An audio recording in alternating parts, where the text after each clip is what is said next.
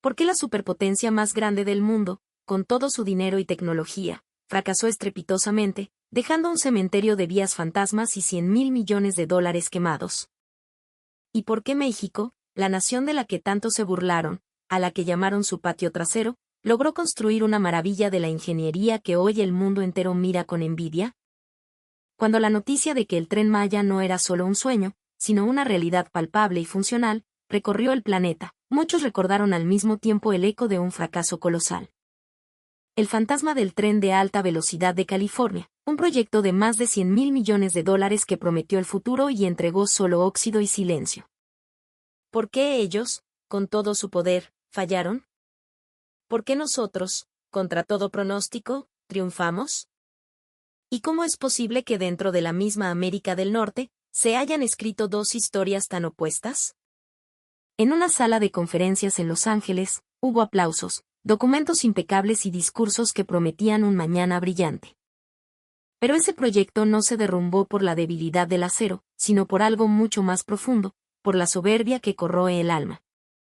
Mientras tanto, en el sureste de México, entre la selva y los cenotes, se hacían preguntas más humildes, más honestas, preguntas que nadie en California se atrevió a hacer en voz alta. Si es necesario detenerse, ¿quién tendrá el valor de hacerlo? Cuando haya dudas, ¿se premiará la prudencia o se castigará como debilidad? ¿Y el sistema que construyamos, seguirá funcionando para nuestros nietos dentro de 50 años? Esta no es una historia sobre la velocidad o la superioridad técnica. Esta es la historia de por qué una obra monumental mexicana, el Tren Maya, el tren insurgente, se desliza con la suavidad de un jaguar mientras que el sueño americano se convirtió en una pesadilla de concreto. Es la historia de cómo un caballito de tequila lleno hasta el borde no derrama una sola gota a más de 160 kilómetros por hora. De por qué el verdadero milagro no está en la velocidad, sino en el corazón y la dedicación de su gente. California fracasó. México triunfa. Y en la encrucijada que separó esos dos destinos, solo hubo una diferencia fundamental en la forma de pensar.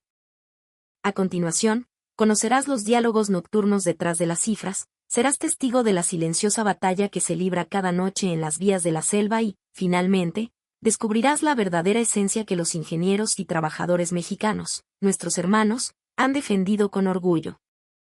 ¿Por qué el mundo ahora vuelve a mirar a México, no con lástima, sino con admiración? La respuesta, al final, lo conectará todo. El instante en que los titulares comenzaron a hablar del éxito del Tren Maya, el mundo entero desempolvó el mismo recuerdo amargo. Ellos también prometieron el futuro. Ellos también llenaron salones con aplausos. Y ellos también, con el tiempo, dejaron que el silencio se tragara sus promesas rotas. Erika Thompson recordaba perfectamente el principio de ese silencio.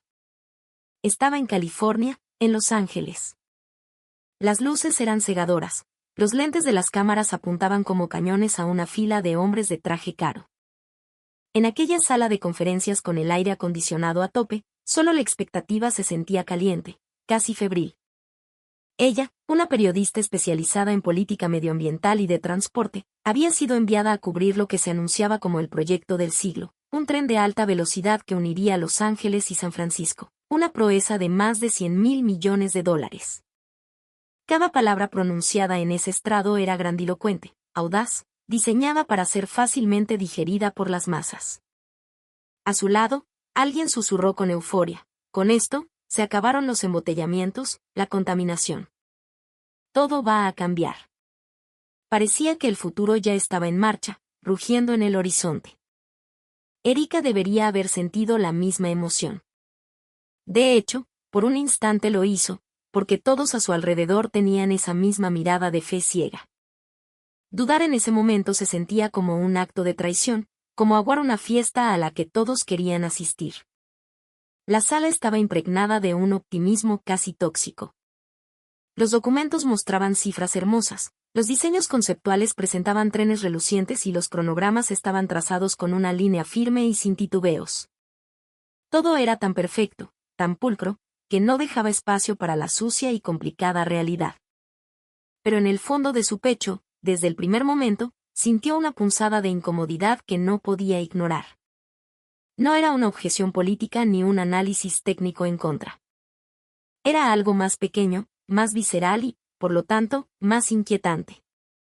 A pesar de que todos los discursos apuntaban en la misma dirección, nadie, absolutamente nadie, parecía querer tocar el peso real de la palabra seguridad. Hablaban de seguridad, sí, pero como un concepto abstracto, una casilla marcada en un formulario. No se sentía la filosofía detrás de la seguridad. En ese momento, en el margen de su libreta, Erika escribió una sola frase, una nota para sí misma: la causa del fracaso nunca es solo la tecnología. No citaba a nadie. Al contrario, era como si estuviera escribiendo lo que todos en la sala se negaban a pensar. ¿Por qué lo escribió?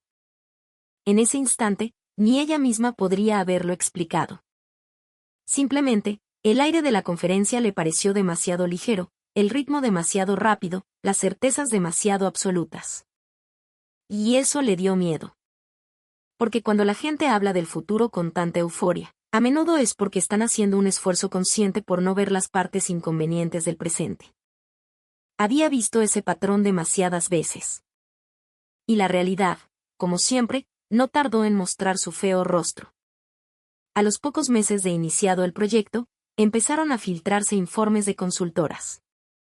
Los expertos, con un lenguaje cauto y diplomático, señalaban los riesgos, la dificultad para cumplir con los estándares sísmicos de California, las discrepancias en la filosofía de diseño, las dudas sobre la cadena de control de calidad. Y la más grave de todas, un choque fundamental en la concepción misma de la seguridad. Lo que comenzó como un murmullo de preocupación, pronto se convirtió en un rugido ensordecedor que la prensa ya no podía ignorar. El cambio no se percibía en el volumen de las noticias. La televisión seguía mostrando imágenes optimistas y los portavoces seguían eligiendo palabras positivas. Pero los ojos de la gente que conocía el proyecto por dentro empezaron a cambiar. Sus expresiones se volvieron más duras. Las reuniones se multiplicaron. Las explicaciones se volvieron más largas y enrevesadas. Erika supo por esas señales que algo se estaba pudriendo. Aquel futuro prometido aún no había llegado y ya tenía cara de cansancio. Entonces, un día, mientras esperaba una entrevista en un pasillo gubernamental, escuchó algo que no debía. Una voz filtrándose a través de una puerta cerrada. El contenido era fragmentado, los nombres no eran claros, pero la temperatura de las palabras era inconfundible. El acuerdo era otro. Esto no va a pasar la inspección. En ese instante, un frío glacial recorrió la espalda de Erika. No va a pasar. ¿El qué? ¿Los estándares de seguridad? ¿Las pruebas? ¿El proyecto mismo? Eran solo unas pocas palabras, pero lo que contenían era más pesado que el acero de las vías. Más pesado que los $100.000 millones. Era la clase de conclusión que nadie quiere admitir en voz alta. Al final, el megaproyecto se detuvo. Se derrumbó de una manera tan patética que la palabra colapso se quedó corta. Los aplausos de la conferencia de prensa se convirtieron en un eco vergonzoso. Al principio, todos se apresuraron a dar explicaciones, luego explicar se volvió tedioso y, finalmente, el tema se convirtió en un pasado incómodo del que era mejor no hablar. Las nuevas noticias sepultaron el fracaso, borrándolo de la memoria colectiva.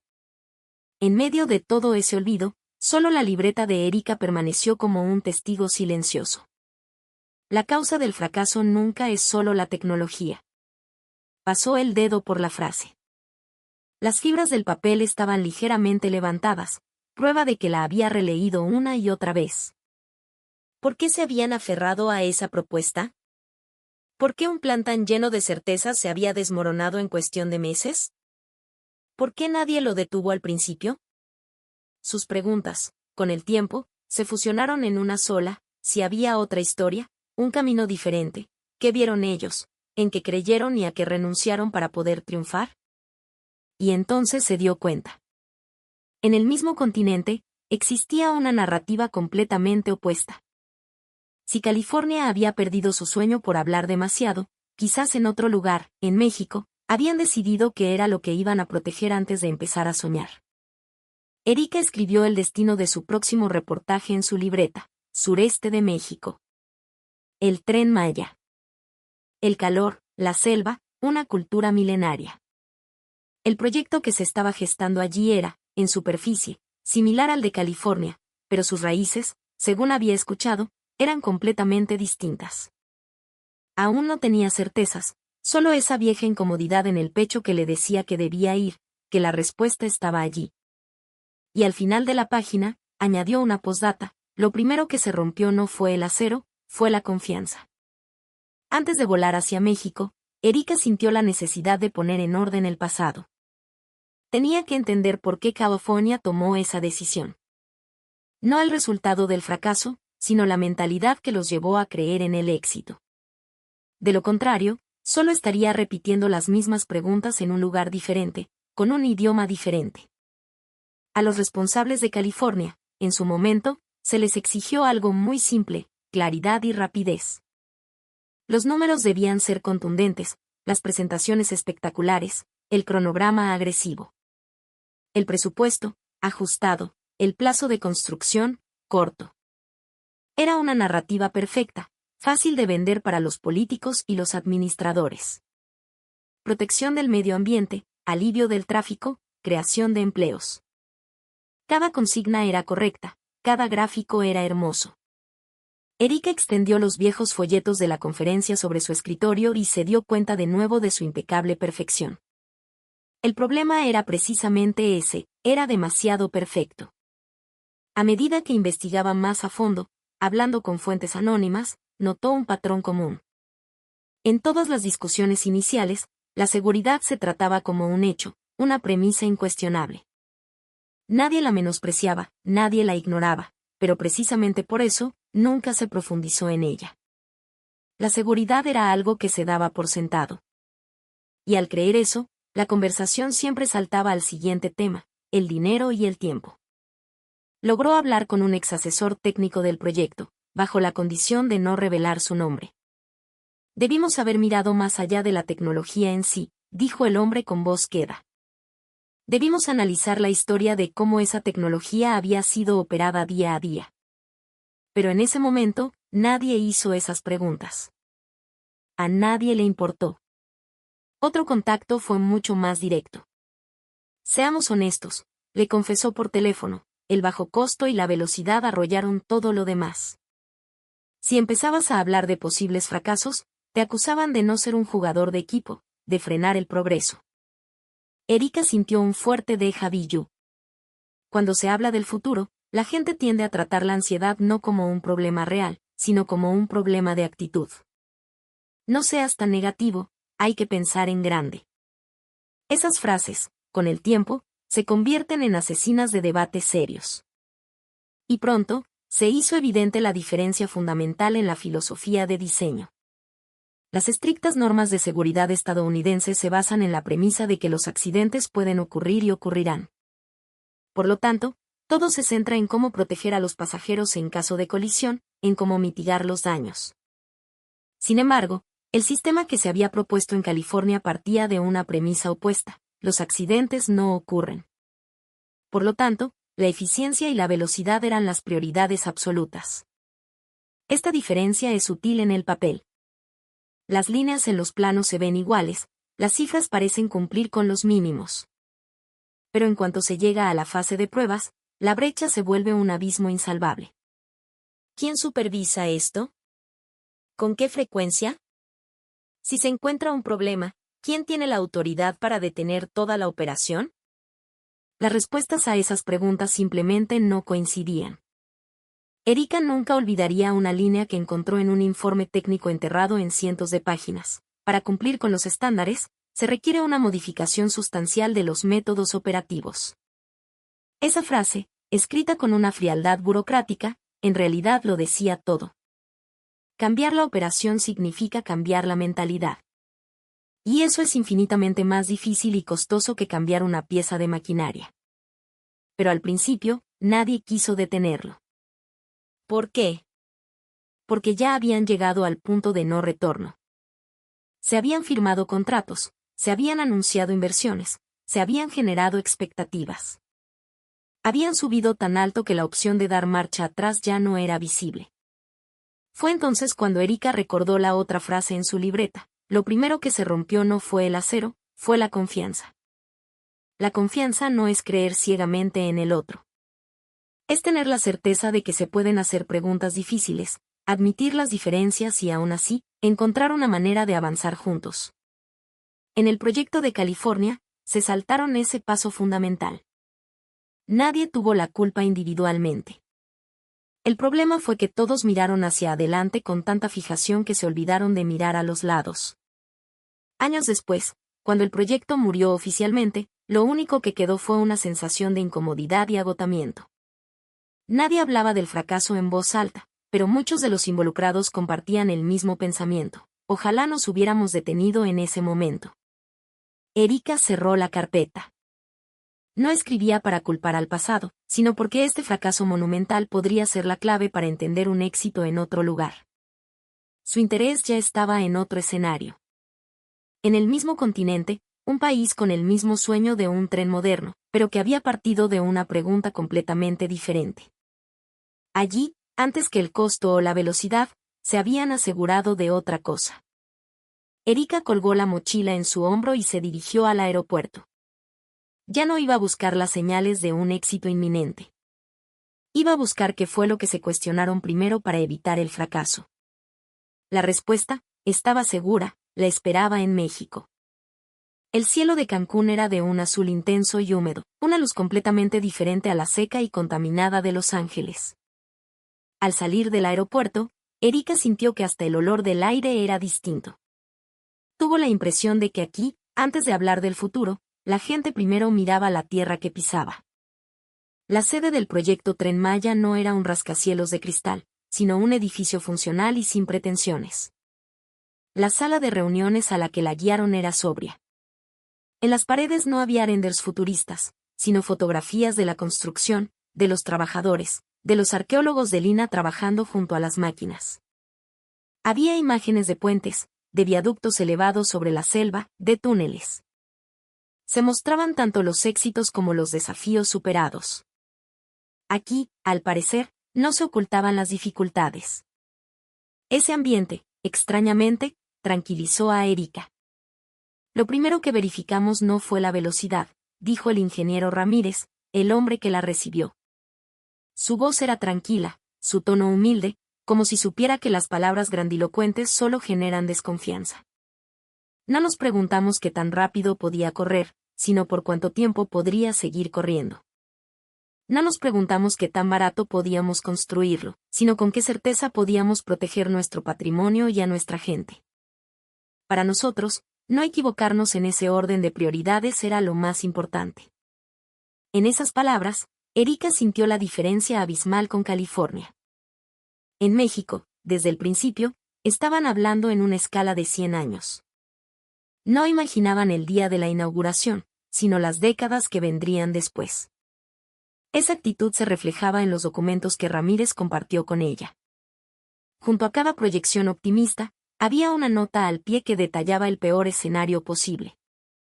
Junto a cada cifra positiva, se establecía una premisa conservadora. ¿Por qué esta tecnología? ¿Por qué no otras opciones más baratas que se ofrecieron?, preguntó Erika, esperando una respuesta técnica. Pero el ingeniero Ramírez no respondió de inmediato. Bajó la vista un momento, como si eligiera sus palabras con el cuidado de un artesano. Por el corazón, dijo finalmente. Erika frunció el ceño, confundida. Mire, continuó él, abriendo un archivo en su computadora. No era una lista de accidentes.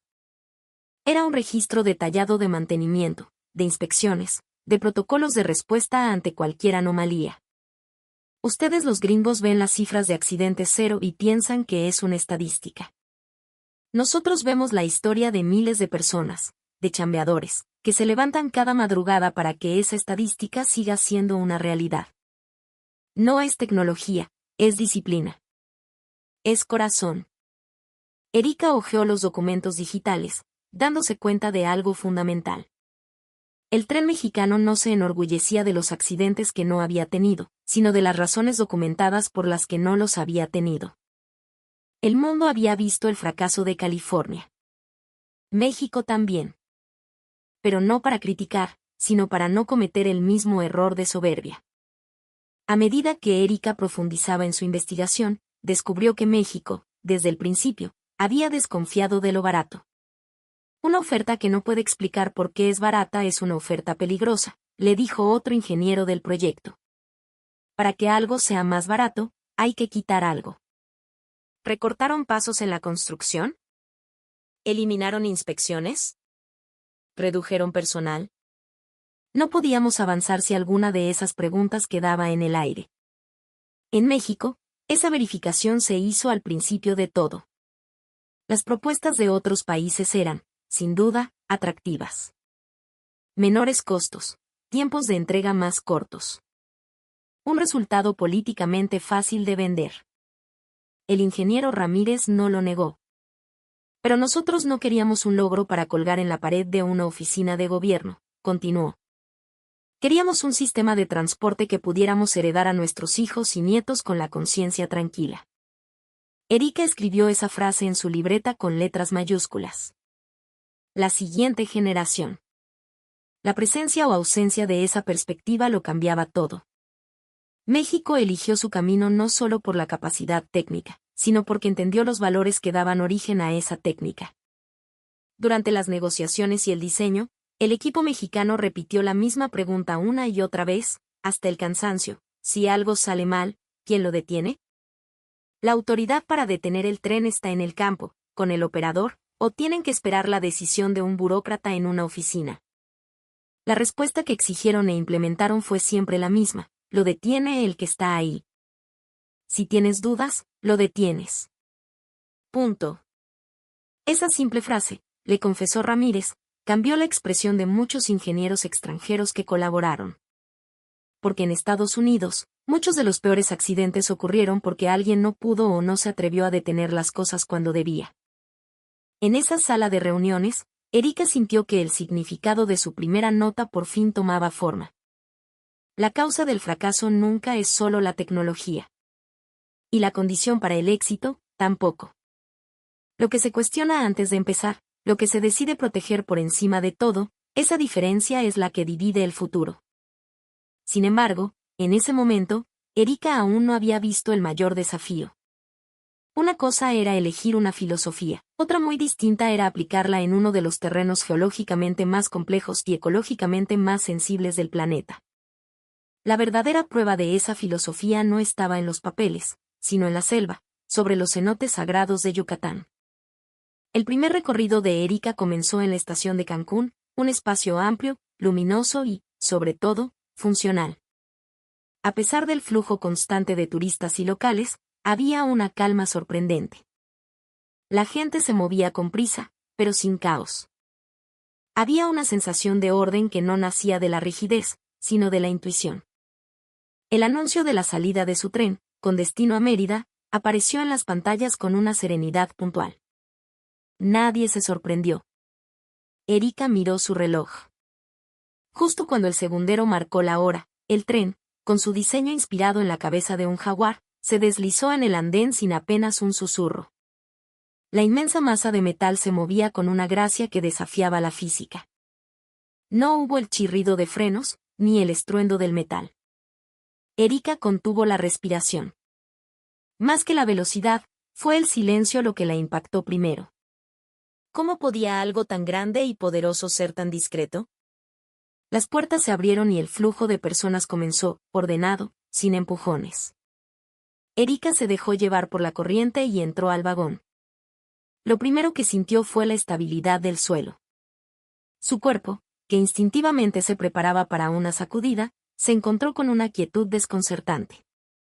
Se sentó en su asiento, notando la combinación de suavidad y firmeza, un diseño pensado para la comodidad en largos trayectos. Era la prueba de una voluntad de hacer del viaje no una prueba de resistencia, sino un tiempo para disfrutar. Sonó la señal de partida, pero Erika tardó unos segundos en darse cuenta de que ya estaban en movimiento. Solo cuando el paisaje del andén comenzó a deslizarse suavemente hacia atrás, su cerebro lo procesó. Ah, ya estamos andando. A los pocos minutos, Una pantalla en el vagón mostró la velocidad, 160 kilómetros por hora. En ese instante, Erika no pudo evitar comparar el exterior con el interior.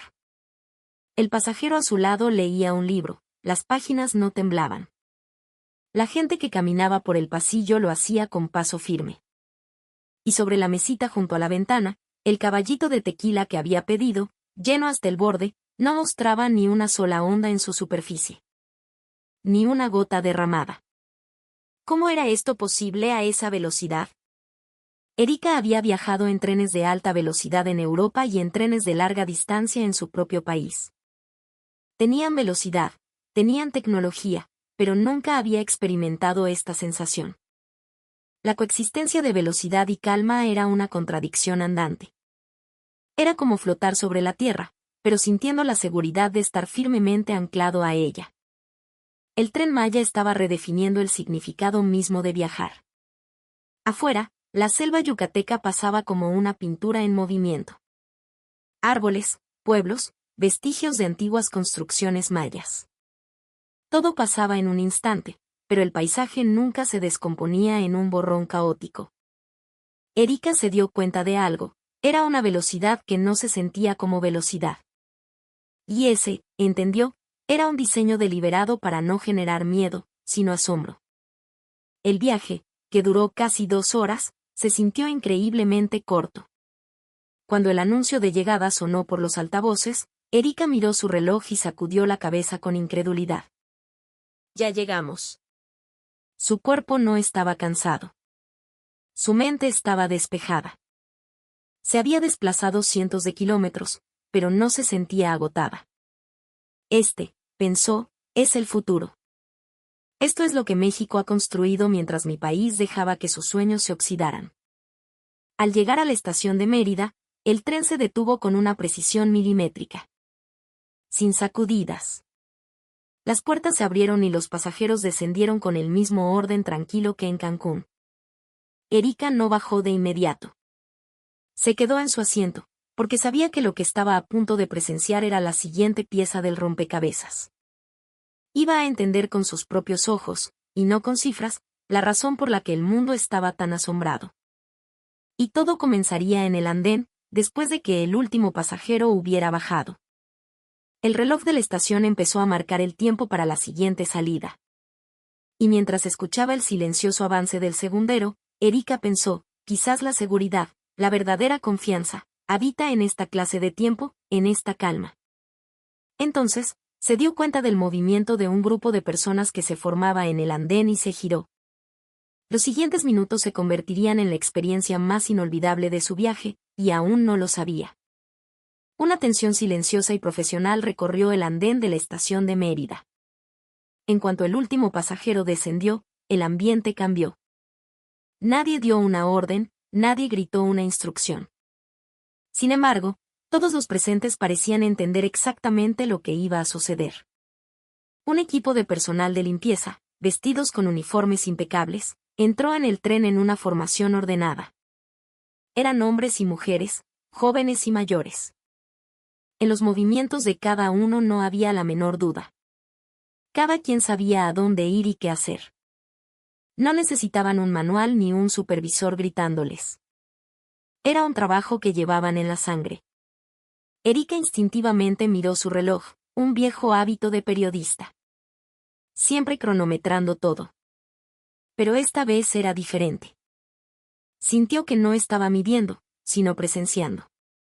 Los asientos giraron al unísono con un sonido mínimo. Las mesas fueron limpiadas, los suelos barridos, la basura recogida. Los movimientos eran rápidos, pero sin una pizca de brusquedad. Se movían con prisa, pero sin ansiedad. Erika estaba hipnotizada por esa aparente contradicción. La eficiencia y el esmero existían en el mismo instante, en el mismo gesto. 4, 5, 6 minutos. Los vagones, uno tras otro, quedaban impolutos. De un extremo al otro del pasillo, no había un solo movimiento desperdiciado. Si una persona se retrasaba, todo el sistema se rompería, pero eso no sucedía. Porque cada miembro del equipo entendía el trabajo de todos. 7 minutos. La limpieza había terminado. Erika se dio cuenta de que había estado conteniendo la respiración. Por primera vez entendió por qué los medios extranjeros habían llamado al proceso similar del Shinkansen japonés el milagro de los 7 minutos. Siempre había pensado que la palabra milagro era una exageración. Pero ahora comprendía. Cuando algo se reproduce con la misma precisión día tras día, deja de ser una casualidad. No es un milagro, es cultura. Pero lo que la conmovió de verdad vino después. El equipo de limpieza salió del tren y se formó en el andén, mirando hacia los vagones. Sin que nadie diera una orden, todos hicieron una leve inclinación de cabeza. Un gesto de respeto. No era una reverencia formal y exagerada. Era una inclinación sutil, silenciosa. En ese instante, Erika sintió un nudo en la garganta. Eso no era un formalismo. No era un acto para que los turistas tomaran fotos. Era un gesto dirigido al tren, a los próximos pasajeros y, sobre todo, a su propio trabajo. Era una declaración de principios silenciosa. El orgullo por el trabajo, entendió Erika en ese momento, no es algo que se proclama a los 4 vientos. Es algo que se destila en cada acción cotidiana. Nadie en ese equipo sonreía para la cámara. Nadie tenía cara de cansancio. Solo tenían la expresión serena de quien ha cumplido con su deber. De repente, Erika recordó la sala de conferencias de California. Los aplausos, los flashes, las grandes palabras. El calor de aquel lugar y la calma de este. ¿Cuál de los dos inspira más confianza? La respuesta era, ahora, dolorosamente obvia. La tecnología no es solo un conjunto de aparatos y cifras. Es un reflejo directo de la actitud de los seres humanos que la manejan. El Tren Maya no estaba siendo aclamado solo por ser moderno o puntual. Era la fuerza invisible detrás de esa puntualidad, la cultura de hacer bien lo que es ordinario, lo que tranquilizaba a la gente. Erika abrió su libreta y, sintiendo un leve temblor en las manos, escribió, más importante que la velocidad es no perder el ritmo. Más importante que la espectacularidad es la constancia. Esos 7 minutos en el andén de Mérida le habían dicho más que todas las discusiones técnicas en las salas de juntas de Texas. ¿Por qué darle autonomía al personal de campo? ¿Por qué la regla es ante la duda, detente? ¿Por qué obsesionarse con los detalles? La respuesta estaba ahí mismo, en ese gesto de respeto. El tren recibió a sus nuevos pasajeros y se preparó para partir como si nada hubiera pasado. A nadie le importa lo que ocurre tras bambalinas, y probablemente ellos tampoco buscan ese reconocimiento. Pero es precisamente porque este sistema existe, que el mundo confía. Erika estaba convencida. Lo que tenía que contarle al mundo sobre México no era su velocidad ni sus cifras. Era la filosofía contenida en esos 7 minutos. Y entonces, su mirada se dirigió a la siguiente pregunta. ¿De dónde nace una precisión tan asombrosa? Un retraso promedio que se mide en segundos, no en minutos. ¿Qué se hace para lograr eso? La respuesta no estaba en los trenes que viajan de día, sino en las vías silenciosas de la noche. A la 1 de la madrugada, después de que el último tren del día ha pasado, las vías del Tren Maya se sumergen en un breve instante de silencio. Pero no es el silencio del descanso. Es el comienzo de la verdadera jornada. Erika, con un casco y un chaleco reflectante, siguió a su guía y pisó el balasto entre los rieles. El aire era completamente diferente al del día. Las luces de trabajo iluminaban las vías, que se extendían como 2 cintas de acero en la profunda oscuridad de la selva. Equipos de técnicos, vestidos con uniformes naranjas, ya estaban desplegados, comenzando sus tareas en un silencio concentrado. Nadie alzaba la voz, nadie apuraba a nadie. Y sin embargo, no había un solo movimiento en vano. Esta es la cara oculta de la puntualidad, le susurró el guía, un ingeniero mayor. Un retraso promedio de segundos. La cifra, escuchada a la luz del día, parece casi un truco de magia. Pero viendo el trabajo que se realizaba frente a ella, Erika comprendió que no era magia, sino un esfuerzo humano monumental. Los técnicos usaban instrumentos de medición láser para comprobar la altura, la inclinación y la separación de los rieles. Medir, registrar, verificar. Si se requería un ajuste, se hacía en el acto. No era una cadena de montaje. Cada tarea era independiente pero, al mismo tiempo, estaba conectada con el todo. El margen de error permitido es de menos de 1 milímetro, añadió el guía. Erika se detuvo en seco. Menos de 1 milímetro.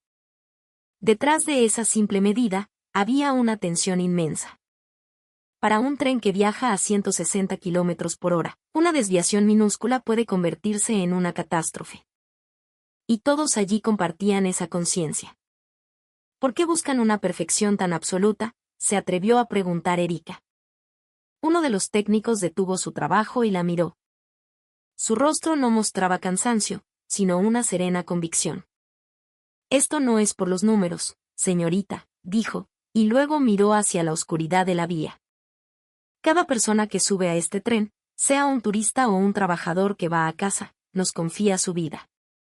Vienen a una junta de negocios importante, a reunirse con su familia después de meses, a una entrevista que puede cambiarles la vida. No podemos hacerlos llegar tarde. Simplemente no podemos fallarles. Es todo. Las palabras del hombre la golpearon con fuerza.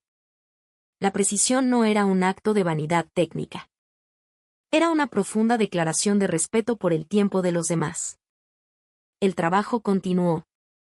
La ventana de mantenimiento era de apenas unas pocas horas, y en ese lapso se realizaban cientos de inspecciones. Si una persona se retrasaba, afectaba a todo el equipo. Y aún así, no había ansiedad. Solo la concentración de quienes saben exactamente lo que tienen que hacer. Y no eran solo las vías. Los rieles del Tren Maya están soldados en tramos mucho más largos que los de un ferrocarril convencional. En los trenes normales, cada junta entre rieles genera una vibración y un sonido característico. El famoso track-track.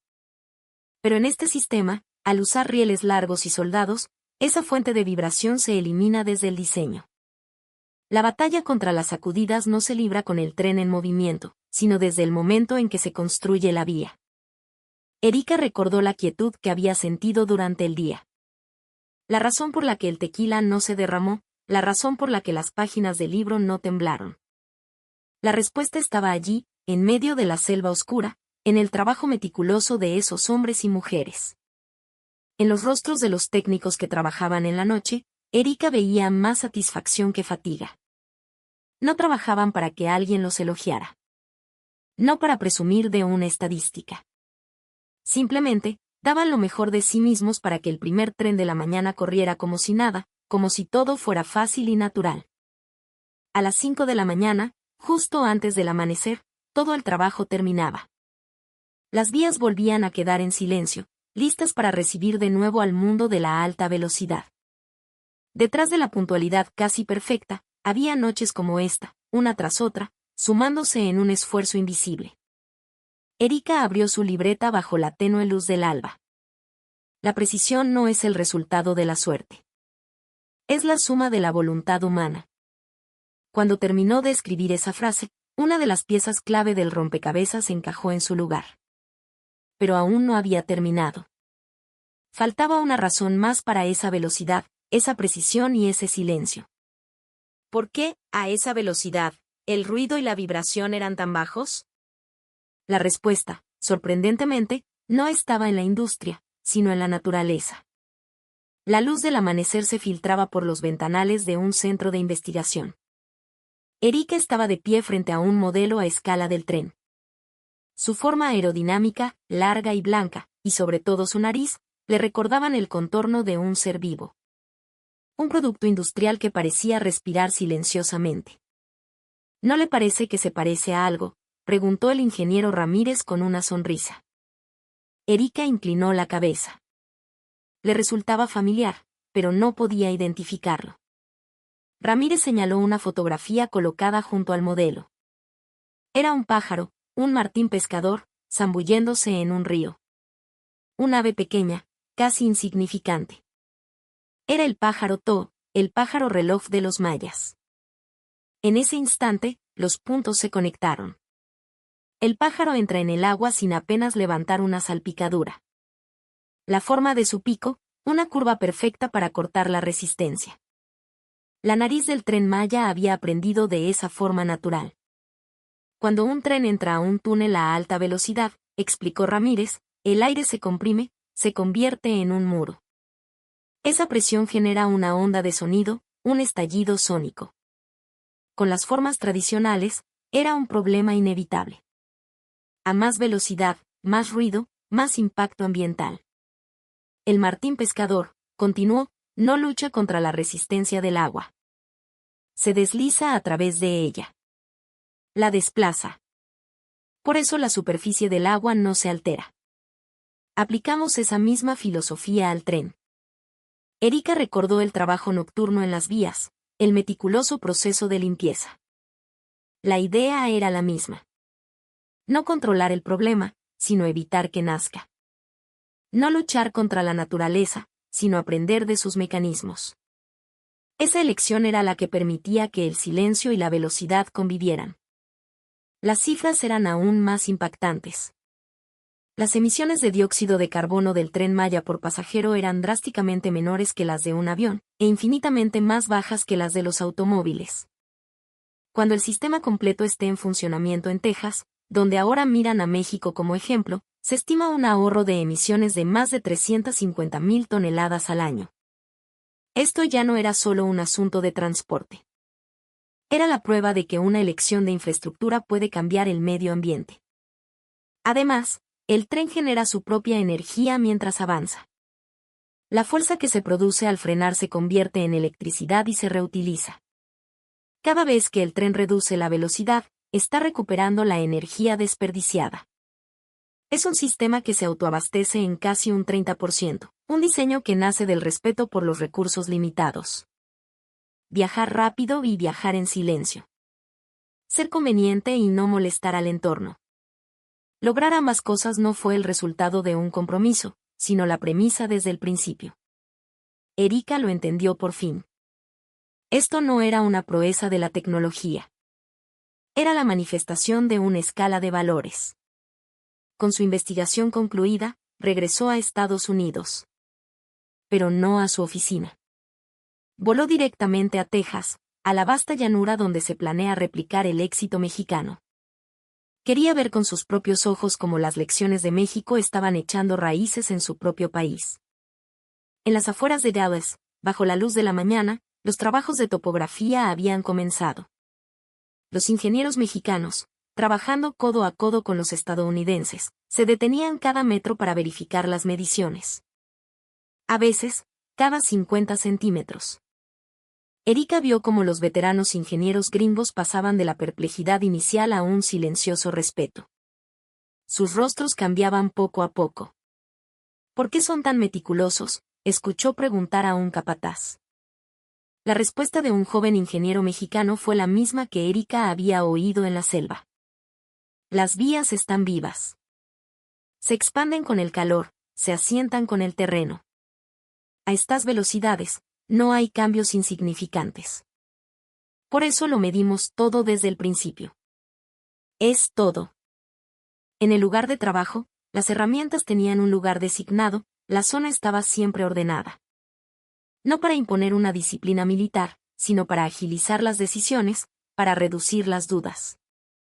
La seguridad no se protege con gritos, se protege con un sistema. Y esa mentalidad, poco a poco, comenzaba a permear en el equipo local. Una tarde, Erika fue testigo de una escena reveladora. Un topógrafo estadounidense le mostró sus mediciones a un ingeniero mexicano. Tras la verificación, el mexicano, con una enorme sonrisa, le extendió la mano para un fuerte apretón. No se dijeron muchas palabras, pero en ese gesto se selló un entendimiento. La tecnología se puede copiar, pero lo que realmente se transfiere es la forma de pensar. La confianza que se perdió en California, aquí, en Texas, se estaba construyendo desde los cimientos. No había anuncios espectaculares, pero sí un avance sólido y constante. Y esa diferencia, con el tiempo, marcaría el resultado. La historia se acercaba a su capítulo final. La elección de 2 estados, las 2 visiones del futuro. Y la respuesta final de Erika la esperaba allí, en medio de la nada. De pie en el sitio de construcción en Dallas, el sonido del viento era claro y constante. Precisamente porque no había nada alrededor, el sonido llegaba directo a los oídos. Mientras observaba la línea de estacas de topografía que se perdía en el horizonte, Erika recordó la primera sala de conferencias en Los Ángeles.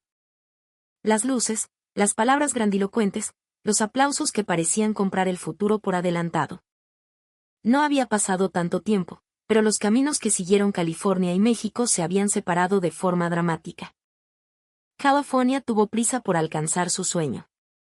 Eligió la velocidad, el bajo costo y la simplicidad, dejando las preguntas difíciles para después.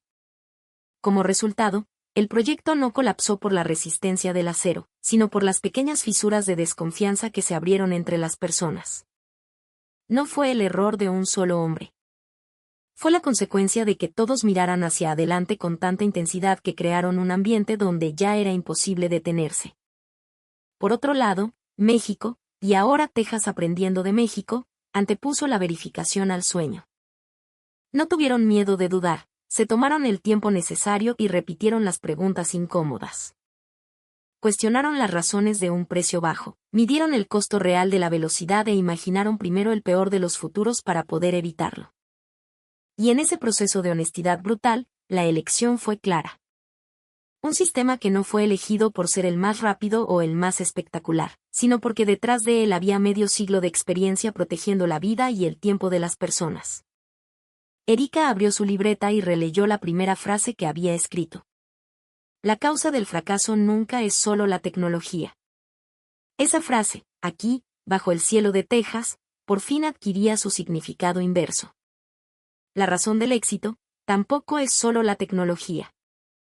El proyecto de Texas, inspirado en el de México, atrajo la atención mundial por ser de iniciativa privada. Un costo de miles de millones de dólares, financiado por inversionistas que asumieron el riesgo. Y su decisión no se basó en presentaciones llamativas. Se basó en la realidad tangible, décadas de operación sin accidentes fatales, un retraso promedio de segundos, una filosofía de empoderar al que está en el campo, una cultura de detenerse ante la duda. El compromiso de hacerse cargo de la vida y el tiempo de la gente se había convertido en el activo más valioso, la confianza. Cuando este tren esté terminado, Dallas y Houston estarán conectadas en 90 minutos. Un viaje que hoy toma más de 3 horas en coche se convertirá en parte de la vida cotidiana. Cambiará la forma de hacer negocios, la forma de trabajar, aumentará el tiempo que las familias pasan juntas. Los millones de pasajeros que se proyectan al año no son solo una cifra. Significan millones de vidas que cada año tendrán nuevas opciones, nuevas oportunidades. Erika imaginó ese número, traduciéndolo en rostros individuales. El ejecutivo que sale de Dallas por la mañana, cierra un trato en Houston al mediodía y vuelve a casa para cenar con su familia. El estudiante que viaja para ir a la universidad. La familia que se reúne después de mucho tiempo. El tren se convertirá en el silencioso compañero de todos esos momentos. En su último día de reportaje, recordó las palabras de aquel técnico mexicano en la oscuridad de la selva: nuestro trabajo no es hacer cosas especiales. Es seguir protegiendo lo ordinario para que siga siendo ordinario. Esas palabras conectaban los 7 minutos de limpieza, la inspección nocturna de las vías, la forma del tren inspirada en la naturaleza. Todo. El fracaso de California y el éxito de México. La diferencia no fue el país ni la tecnología. Fue el orden de las prioridades. Fue la simple pregunta de si, antes de empezar a hablar de sueños, se había decidido que era lo más importante que proteger. Solo con eso, el futuro puede cambiar por completo. Erika cerró su libreta y miró el vasto cielo. Cuando el tren de Texas comience a correr, el mundo leerá un nuevo titular. Pero ella, ahora, sabrá lo que hay detrás. Sabrá que se eligió, que se sacrificó y que se construyó en silencio. La verdadera esencia de la tecnología no es la velocidad ni el costo. Es la forma del corazón humano, que intenta sostener la vida de los demás sin perturbarla. Y ustedes, seguramente, ahora también lo entienden. ¿Quién es ahora el país del tercer mundo? Se rieron de nosotros, pero hoy, México